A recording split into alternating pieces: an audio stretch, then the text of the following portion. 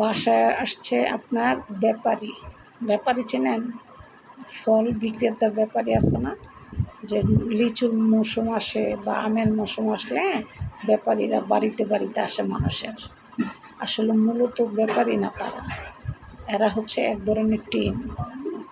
তারা মুখে মানুষের কী জন্য স্প্রে মারে, মাইরা ঘরের ভিতরে অজ্ঞান করে ফালাইয়া ঘরের যা কিছু আছে সব নিয়ে চলে যায়।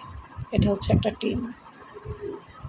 এগুলো এলাকার ভিতরে অ্যাভেলেবেল ঘুরতেছে, তারপরও মানুষের জ্ঞান সচেতন কিছুই আসতেছে না। যাকে দেখে তাকেই বিশ্বাস করে, যাকে দেখে তাকেই হুমড়ি খেয়ে পড়ে। তো আপনাদের সবার উদ্দেশ্যে আমি একটা কথাই বলবো, আপনারা সাবধানে থাকবেন। এই যে বাড়িতে ব্যাপারী আসে তেঁতুল নেওয়ার জন্য, আম নেওয়ার জন্য, লিচু নেওয়ার জন্য, আগে যাচাই বাছাই করে নেবেন কই থাকে, কোন এলাকার, কোত্থেকে আসছে।